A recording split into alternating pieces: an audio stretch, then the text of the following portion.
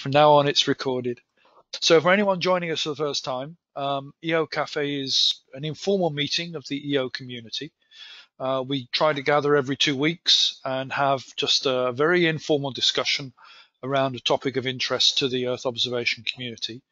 So the idea is that our guests and I just have a conversation to which you all are privy to. You can listen in, and then hopefully you can join in later with questions, and at the end we leave everything open to have a continued informal discussion for anyone who wishes to hang around. The EOcafe should be open for around 1 hour. For the first 30 minutes we'll have the discussion with our 3 guests, and after that 15 minutes for questions. Timing's quite relaxed, so don't worry about it too much. And then if you have a question, please put it into the chat box, which is at the top right hand side of your screen. If we have time, if I call on you, then I'll call on you to ask your question and to interact directly. So please put your questions up there. Just firstly, some rules. Please keep your microphones off, except when you're talking. But if you want to leave cameras on, you can. I see that very few people have. We still have a limit on the number of cameras that can actually show. My apologies for that, and we're trying to fix it. We're trying to sort out an alternative tool, which hopefully for the next EOcafe we can have in place.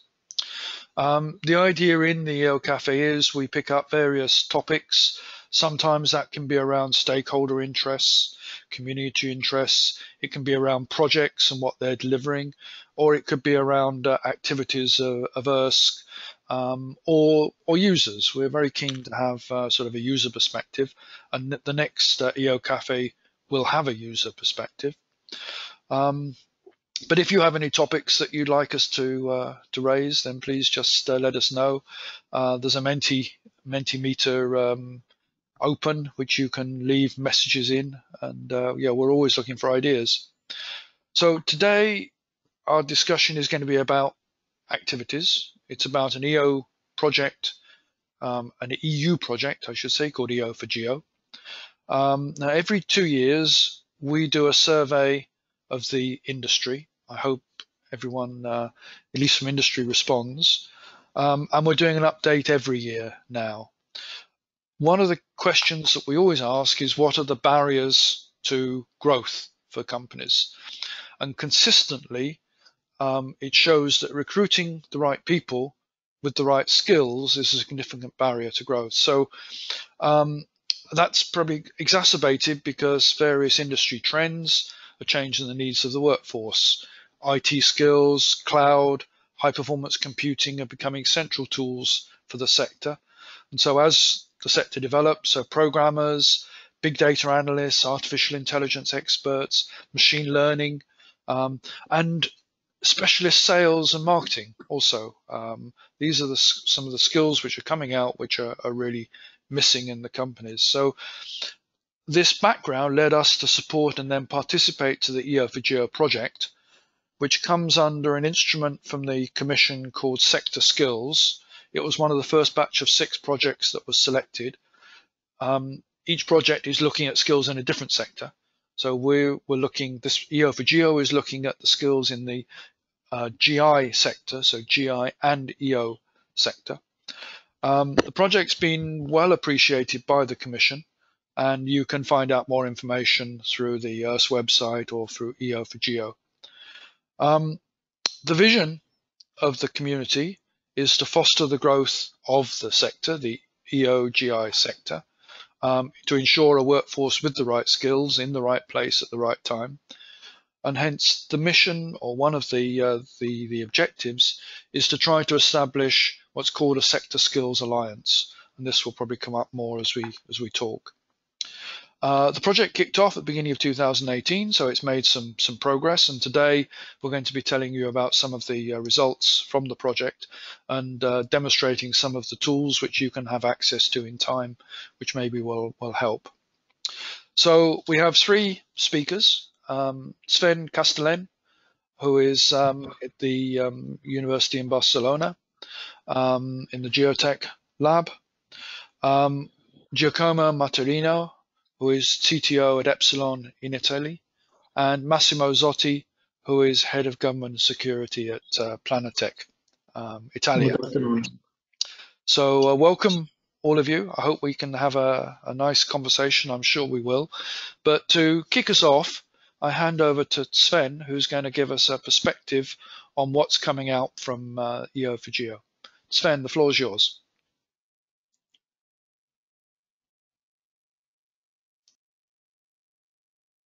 Thank you, Jeff.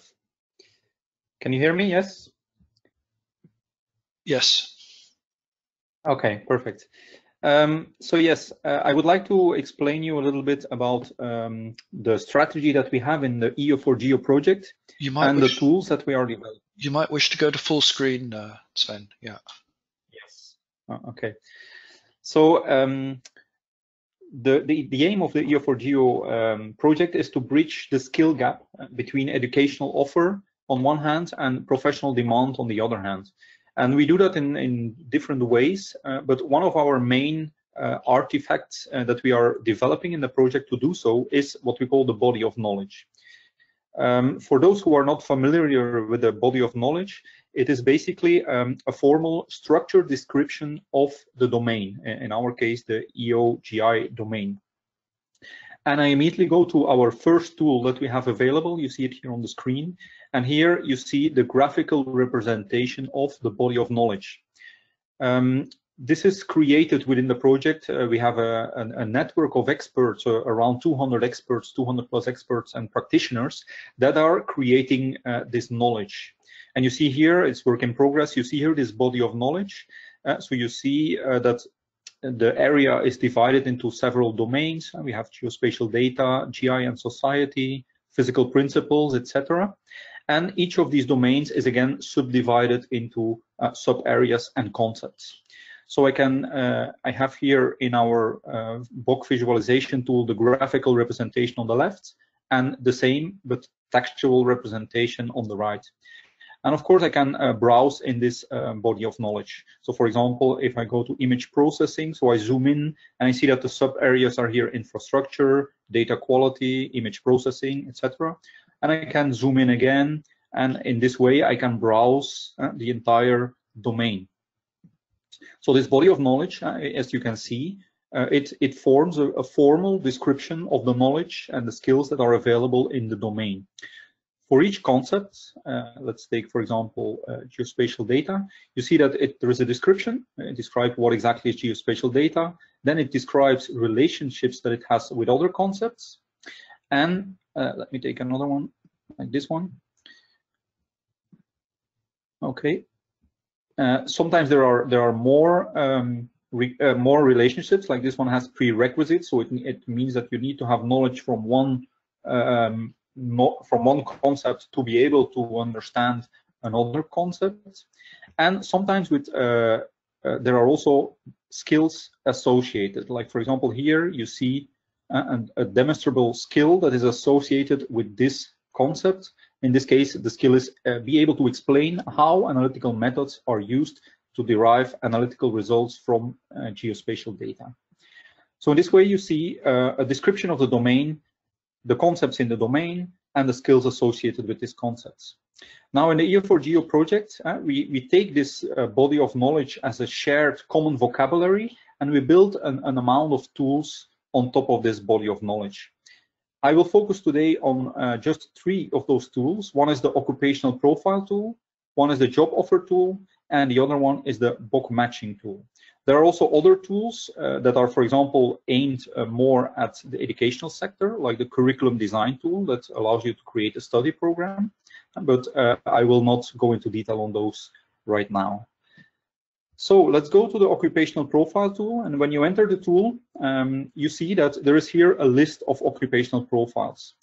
Some of them are created by the EO4GEO project. See here, EO4GEO, and others are created by companies or organizations. And you see here 2 examples of EARSC that created some occupational profiles. Now, what is an occupational profile? Well, we can call it like a prototypical job description within the field.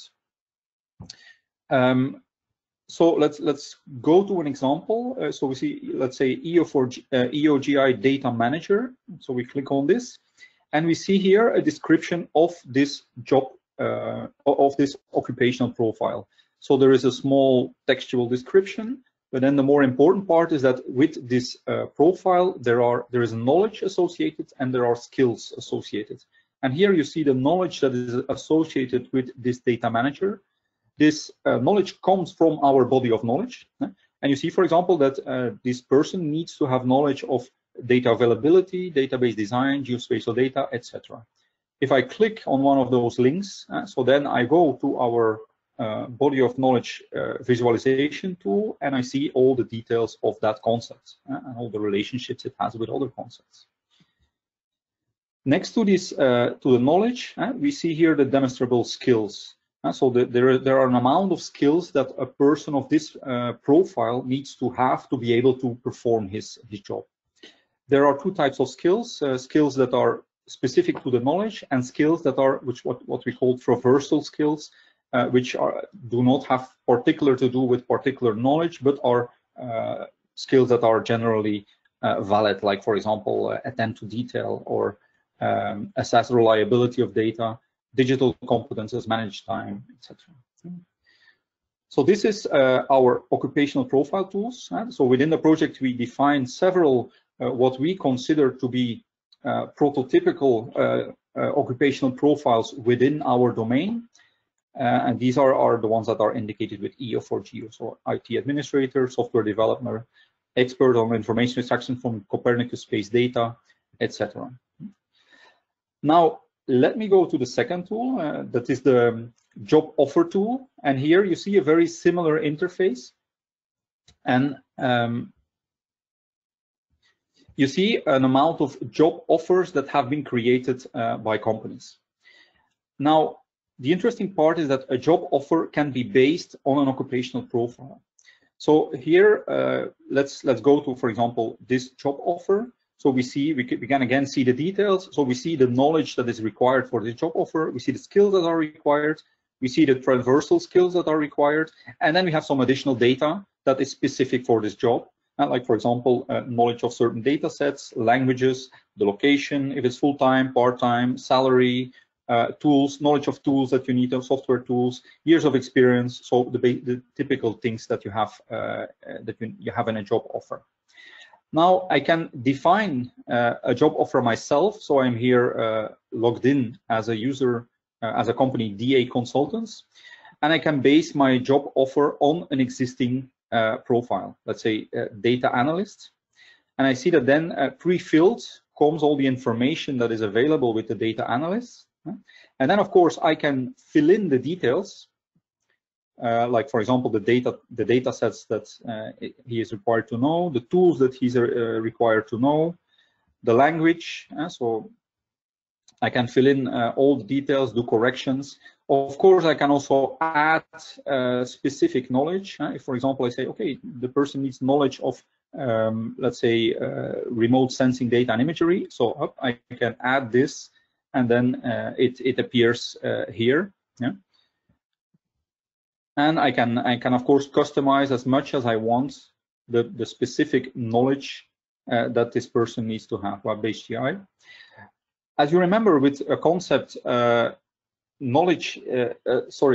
skills are associated. So when I add a concept, also the associated skills are added. And then I can, of course, customize, I can remove, I can delete, or I can add new skills. So I can completely customize this. Okay, so let's go to the final tool. And the final tool is, I think, the most interesting tool, and this is where we really use the body of knowledge as a shared vocabulary. So here I can match two different resources that are based on the body of knowledge. So, for example, I have here data analyst in climate change. This is the one that I created as an example for this demo. And I can now compare it with other resources. And so I have here all resources, but I could, for example, if I want to write out an apprenticeship offer, and I want to see in which educational and which study program that could be interesting. So which students would have the knowledge to be able to do this apprenticeship. So I could go to educational offers. I have here all the educational offers, and then I can set the matching. And I see, so I basically rank them according how well they match with this job offer. And I see here the first one is Introduction to Programming. It has a 40% matching. And then I can see, if I select it, yeah, I see the details of the match. So I see that the match between this Introduction to Programming on one hand and the job offer are these concepts. Here you see the differing concepts. So I see that this is being offered, but it's not required in the job offer. On the other hand, in the job offer, this is being asked, but is not offered. And here I see the differences in skill, the similarities in skills. So I get a little bit an overview of how well this educational offer in this case and the job offer match. Now I can of course think of many different scenarios. So for example, I have here curriculum vitae, which has been annotated with a body of knowledge. So I can upload this curriculum vitae, select it, and now I see the match between this curriculum vitae and the job offer. So I see that the match, for example, is especially in the areas of web-based GI and analytical methods. And there are also some differences. So I see that in this CV, the person has some additional knowledge that is not required, but the person is also missing some knowledge, which is asked for in the job offer. So now I could, of course, go another step further, and I could take this knowledge that is missing. I could enter that as a comparison, as one resource to compare, and I could compare that, for example, with training offers. And I could search for a training offer that offers the knowledge, as much as possible of the knowledge that the candidate has missing. So in this case, I would be able to hire a candidate that does not have all the knowledge, and additionally offer him training to complement his knowledge so that it's a perfect match. So my time, unfortunately, is up. I hope I gave you a little bit an idea of how these tools cooperate, how they are all built on the body of knowledge, on the concepts, on the knowledge that is available there, on the skills that is available there, and how this can be useful to create job offers or occupational profiles on one hand, and educational offers or any other resource on the other hand, and we can match them to see similarities and similarities between knowledge and skills.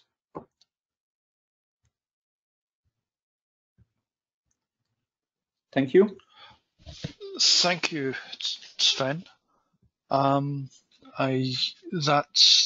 great. We'll come back to some of the details, and I think maybe there are other tools as well that have been developed within EO4GEO. But let's move on. So we've also got Massimo and Giacomo with us, who are part of the project. So I'd like to first of all ask them just to give their perspective on EO4GEO, the project, and the tools that are coming out from EO4GEO. Yeah, Giacomo, would you like to just start? Thank you, Geoff. Okay, first of all, let's introduce myself. I'm Giacomo Martirano, and co-founder and chief technical officer of Epsilon Italia, which is a micro enterprise working both in the Earth observation and the geographical information sector. Being partners of the EO4GEO project, it's really a great opportunity to work in this very well mixed consortium of academic partners, but also of industrial partners, all of them coming from small, medium enterprises, giving the snapshot of what's happening from a downstream side.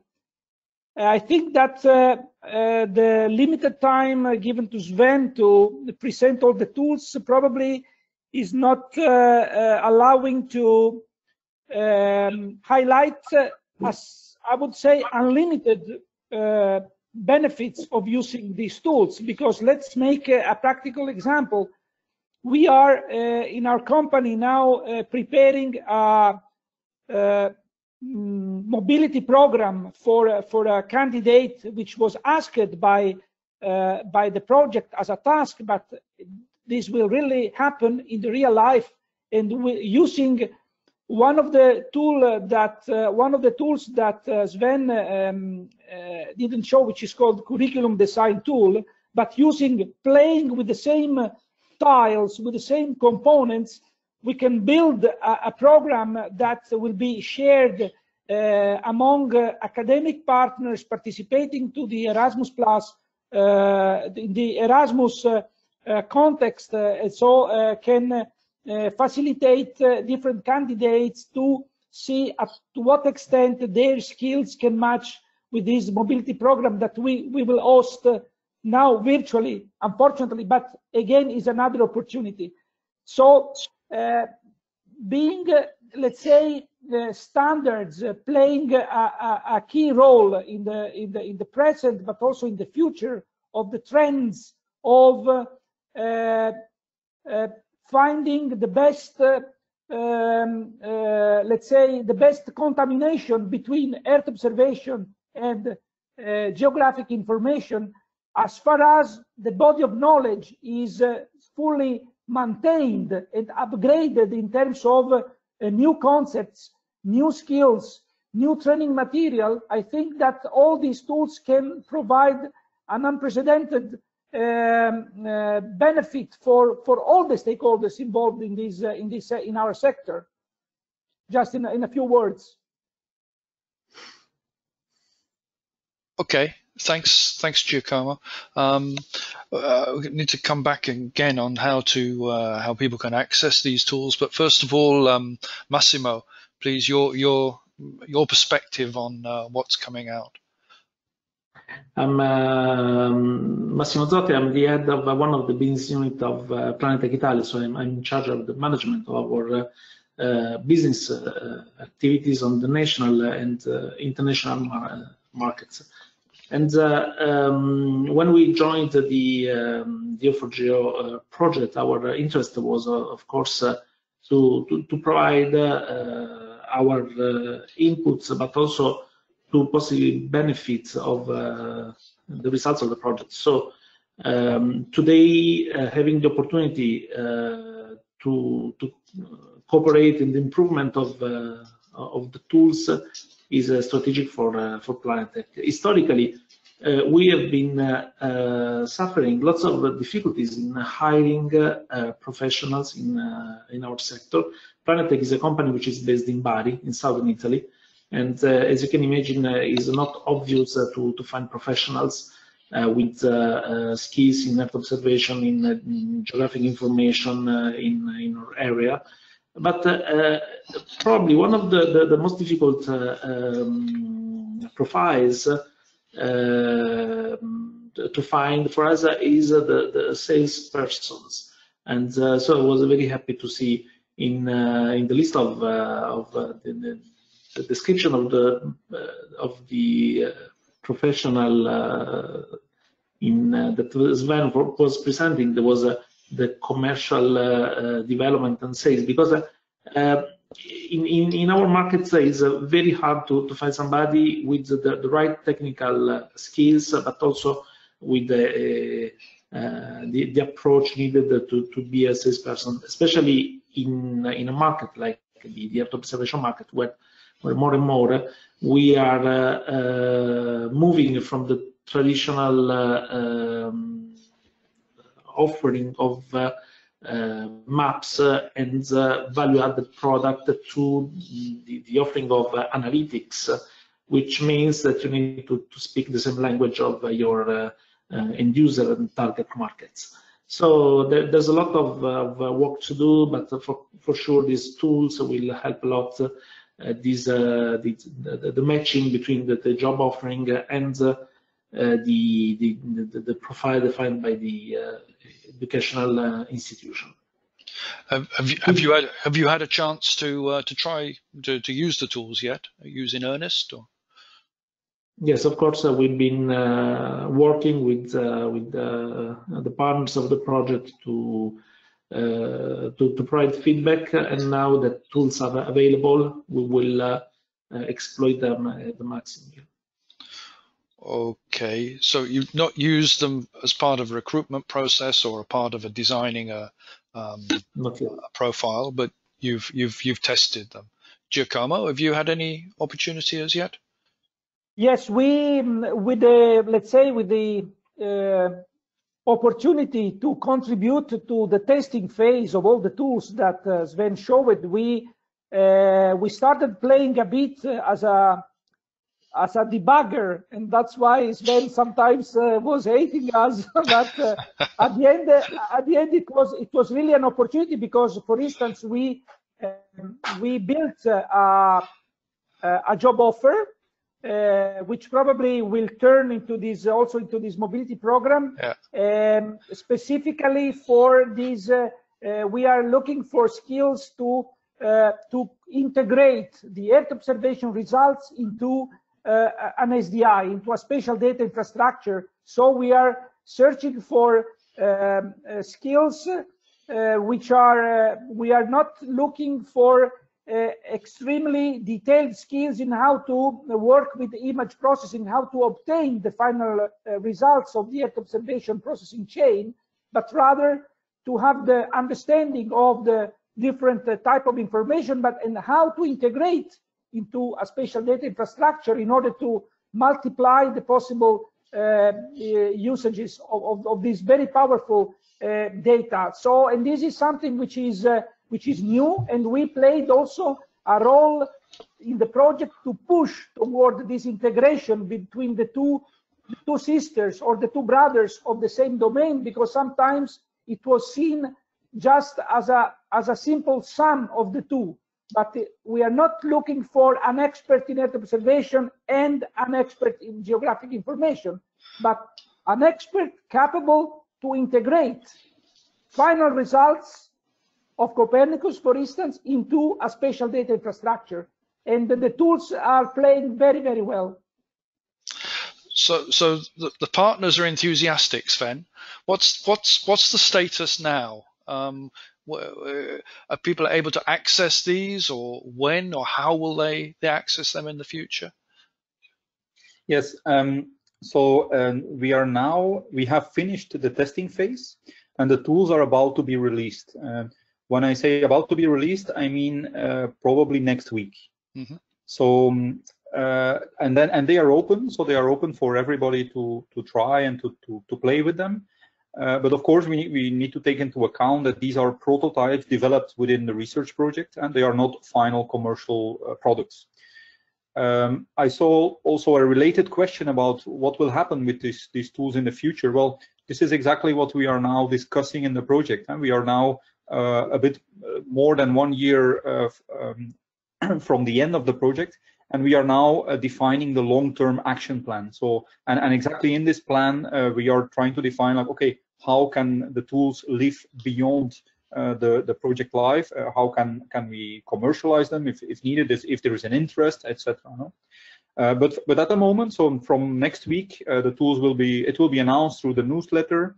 The tools will be available, and everybody can register. You need an account. I didn't explain you, but you have some anonymous access. But well, you can create an account. Everybody can create an account and can start to play and see the potential of these tools based on the body of knowledge.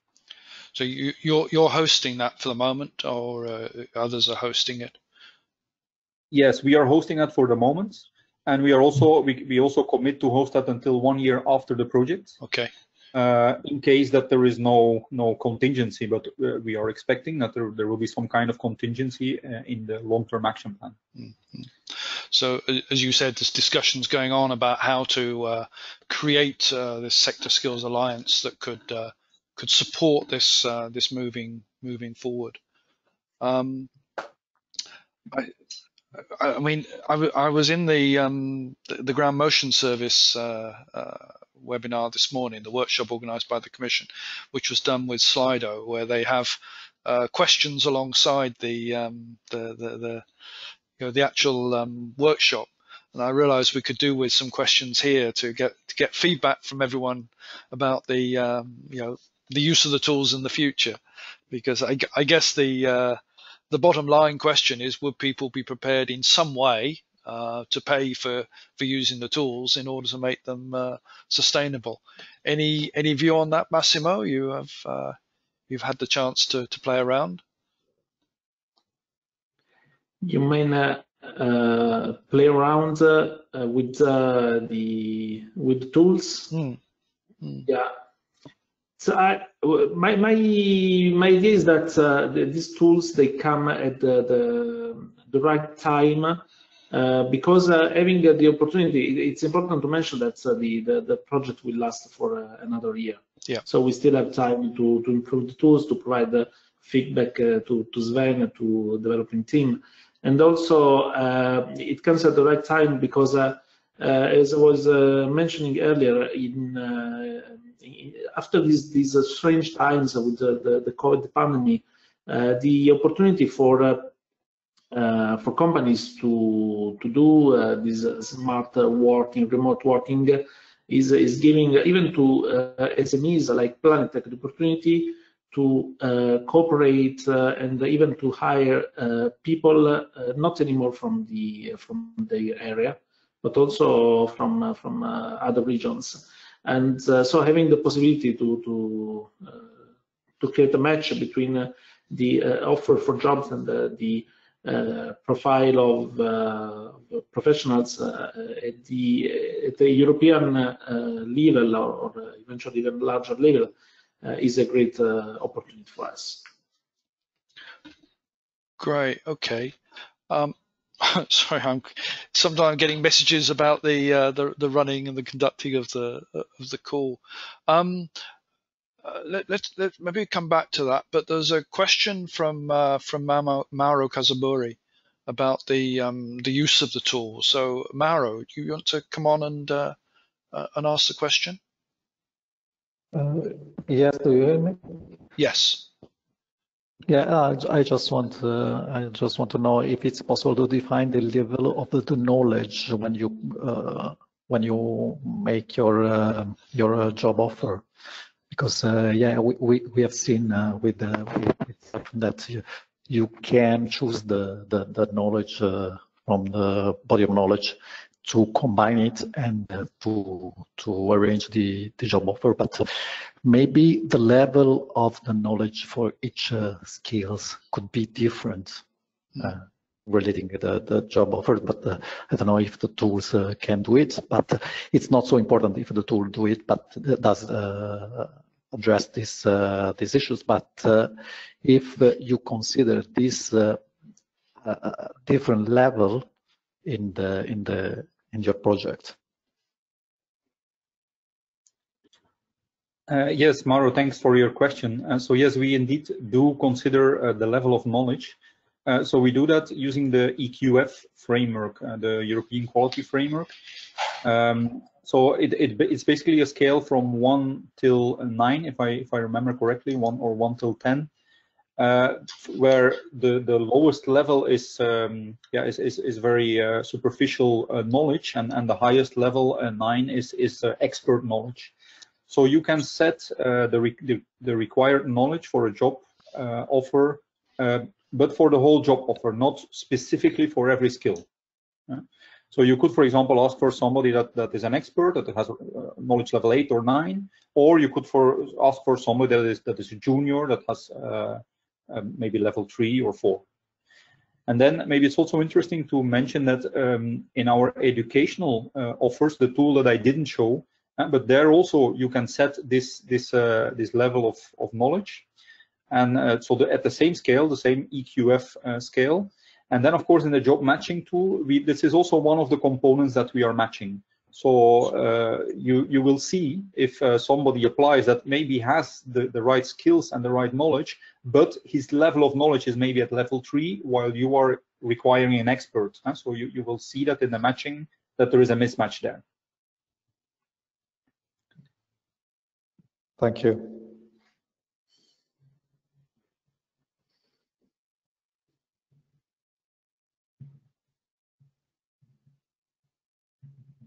You muted the chef.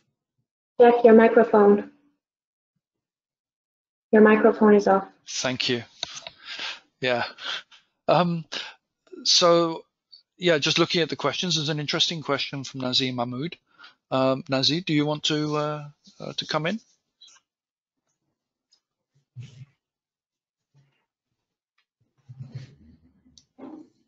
Oh, hi there.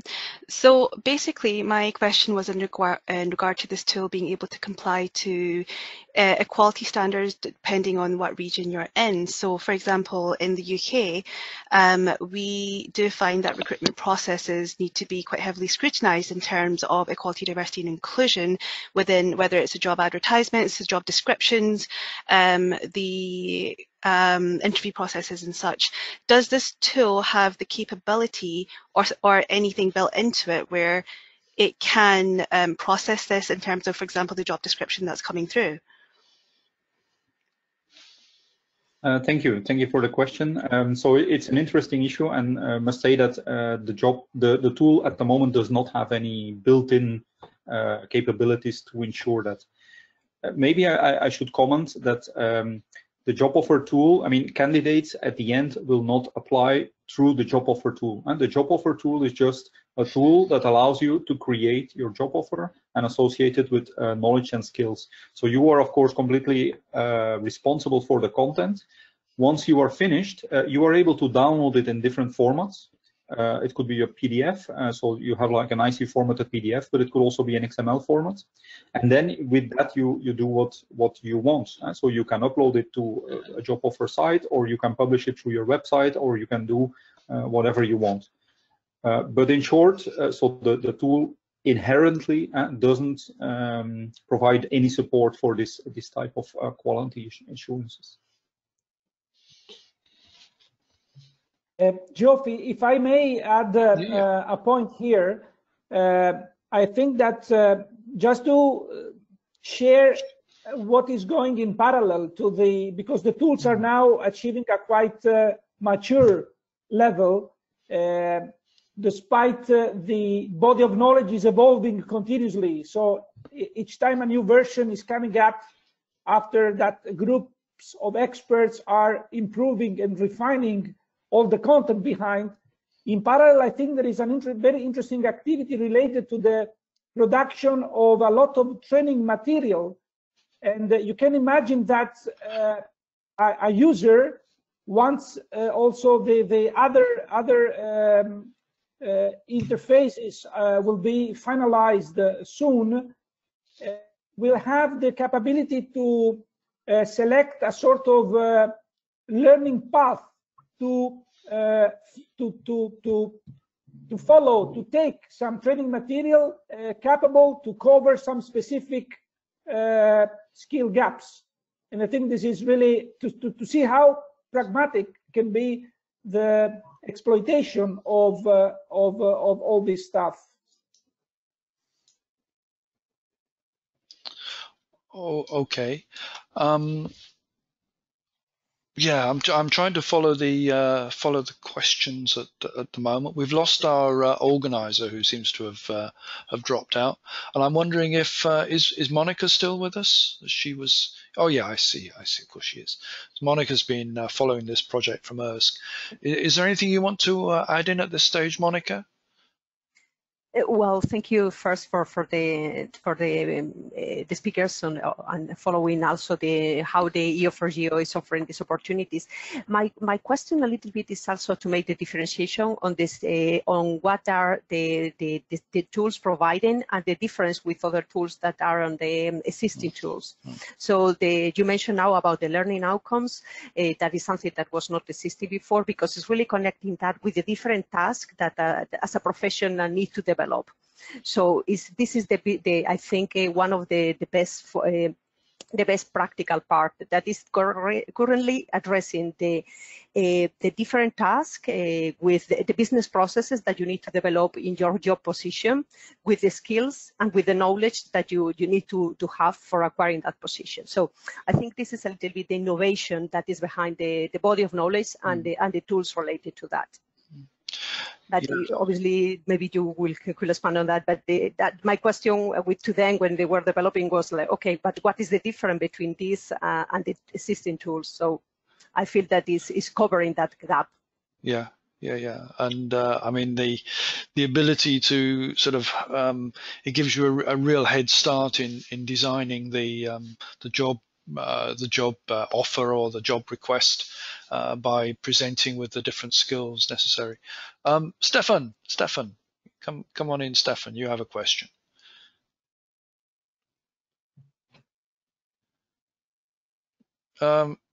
Stefan, your microphone's on, but we don't hear you. Can you hear me now? That's better. Yep. Okay, sorry. Connection. Yes, the question was partially answered about the sustainability of these tools. I understand they will stay online for 1 year after the end of the project, but there was a reference that I did not understand to contingencies, etc. What's the long-term plan beyond that 1 year? How will the development, well, these products these tools made available on the long run, A, and B, something like a body of knowledge is not something that you just stop feeding. It will need to be continuously updated with the evolution of technology, applications, sensors, etc., etc. So what's your plan for that? Yeah, maybe I can provide some information, and then also Sven or Massimo can complement. Being myself the responsible for, let me say, the big challenge to draft the business plan for the sector key alliance for the next, at least for the next 5 years, we are working very hard on identifying all the components, all the outcomes of the projects that will be sustained in this long term, and the tools and the underlying the body of knowledge are definitely the most important ones.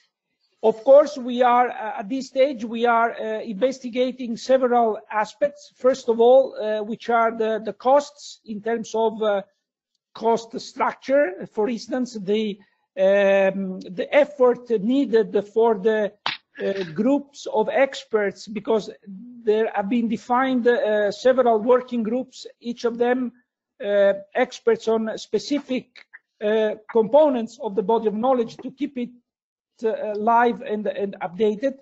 And also, just to give an example, because in terms of technologies, Sven can also elaborate how advanced are all the so-called body of knowledge platform playing with APIs in order to make the interaction between the tools and the body of knowledge very, very smooth. And most importantly, also the source of funding. We are, you can imagine how complex is this activity, standing the different nature of the partners. We have academies, we have micro enterprises, we have associations, ranging from covering a very broad spectrum. And but it seems that because the European Commission is and European institutions are really very much interested in the outcomes of this sector, there is an open discussion with them, but definitely a precise plan for the next 5 years will be in place even before the end of the project.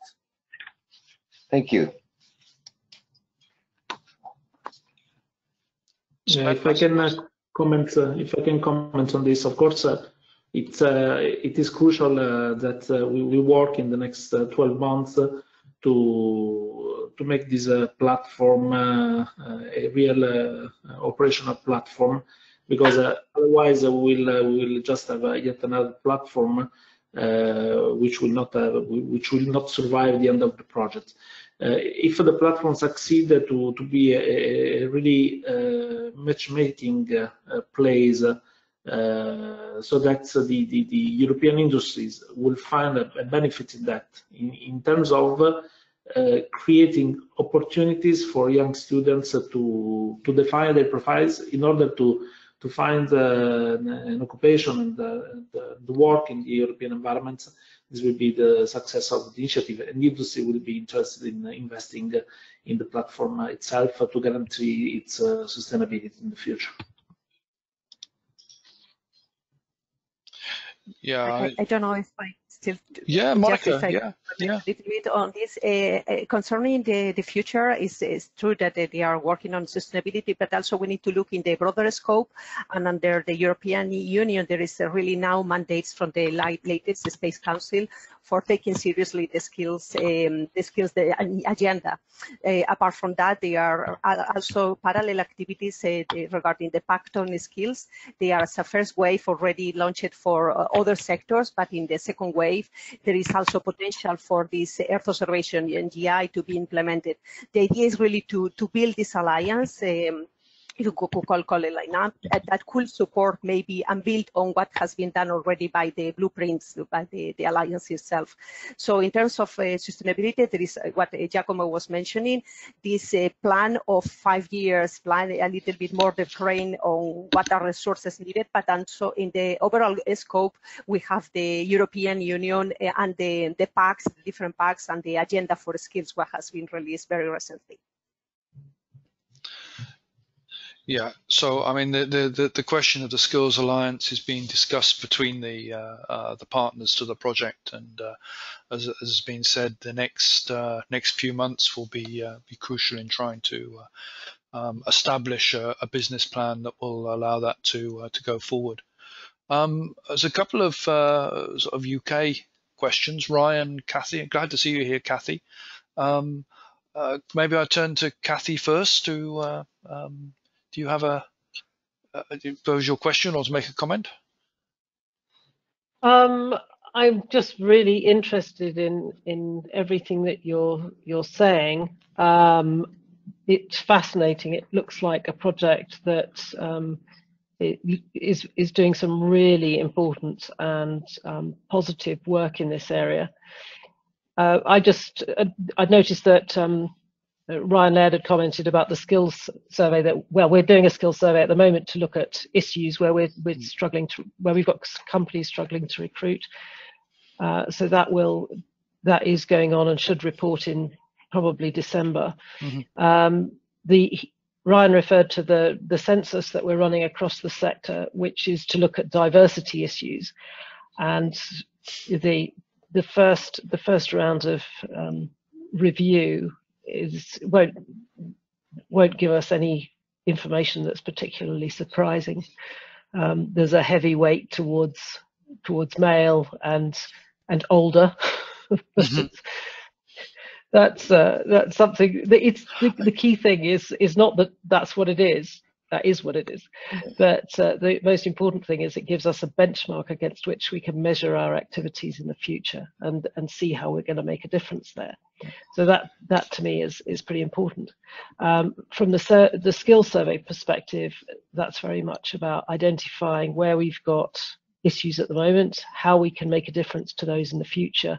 And I really liked what I was seeing with the tools that you've developed. And I guess I can't comment post January the 1st, which is the biggest problem. We still need to know. Apart from the panel being all male, I think the balance in the call is actually rather good. I'm sorry for our efforts on the panel. No, but can I also say, Jeff, that generally in the EO community, the EO community is by no stretch of the imagination representative of the sector as a whole, which is what I was talking about. Yeah. The EO community is far more balanced, and I'm proud to be a member of that community. We have in the past asked the question in our survey, but we dropped it because it was so stable. But we will be pursuing it again this time to see if we can detect any change in the balance. Ryan. Well, sorry, Jeff, I was just going to say, I think that the other link that I put there was about the toolkit that the Space Skills Alliance have developed, which gives ideas about how you as individual companies can make a difference to your recruiting mechanisms. Mm-hmm. And I think we all need to be actively doing that. I had a very long conversation with a large aerospace company yesterday, and they've got a really dynamic HR director who is absolutely standing up for all of this diversity stuff, and she's got a lot of people kicking and screaming behind her. But unless we make sure that there is equal opportunities for everybody, it's not going to work. Sure. Yeah, it's an interesting topic. I was going to go on just to talk about the links between academia and industry, because where we're recruiting at the sort of the young end, the new graduates or postgraduates, are there enough links between the industry and the academia, and if not, what more could be done to improve those?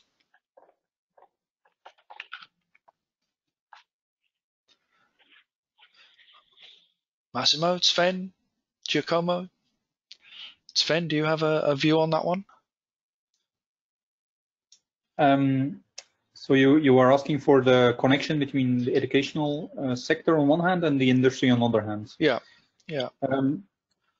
So, I mean, looking at it from the perspective of EO4GEO and the tools, so I think that our matching tool could provide some help here. And because, for example, if industry defines an occupational profile or even a job offer, and so then you can search for educational offers that somehow offer the skills and the knowledge that is required. On the other hand, this could also be interesting for the educational sector, for universities, for example, to see what kind of job offers are on the market. And to match that with what they are actually offering from education. Perhaps they can use it to adjust their study programs. Mm-hmm. Mm-hmm. Okay. I see Dominic Tillmans has just joined us. Dominic, do you want to make any comment there? You're working very hard with the the students and the graduates. We were together recently in a workshop that you'd done. I think it's a great effort, the switch to space. Yes. Can you comment on that point? Thank you. Yeah. Thank you, Jeff. I'm really sorry. I just joined the meeting, so I don't know what was discussing exactly. So what I would like to say. Yeah. Go ahead. Something important. Don't think that the students, when they are at the university, they know what they will do after. Most of them don't know. And when we have been in the university with space experts, we observed that the students don't think to space. They don't think to space because they have no overview about the numerous possibilities of jobs. That's the problem. And the problem also is that the sector lives too much into its inner cycle. That's a very big problem. And so I'm sure the students can be very interested by space if we explain all the domains. I think it's the first thing. There is nothing in the universities, no explanation, no overview from the sector, and I think there is the problem. But of course, I'm only the view for the students at the university. Yeah. I know many things are done for primary school or high school. But and this is very important. But the problem, no. We know that the industry are looking about a lot of graduated, and they don't find the graduated. That's the reason why we launched Switch, use space and then Switch space. Yeah. That's really the problem. We forgot that now there is a gap, and we have to work on this gap. Absolutely, I think the event that I participated in the other day was really good. Ryan, you're talking about communications, which of course is very close to this subject. Do you want to come in? Yeah. Well, I think Kathy kind of highlighted a few things which I sort of said there. I mean, I'm obviously more interested in the communication side. So I think often it's too easy to speak in our sort of silos, and I'm quite keen to sort of listen and different kind of sectors within sort of space industry. So like you've got of course the EO community here, and attending quite a few other webinars and sort of seeing, but yeah, it's just trying to kind of move beyond our silos, having informed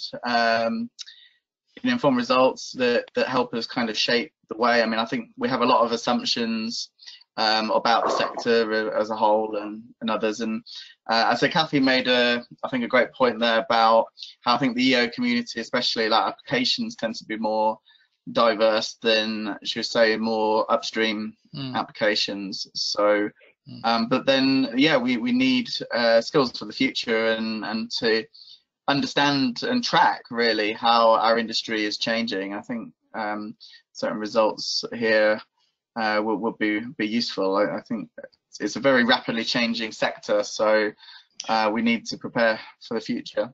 So well, I mean, there are certainly some communication tools which are being prepared as a result of the project. So clearly those are ones that we must make sure are available to your community, Dominic, and to the other communities like in the UK, the space sector, and in other countries as well.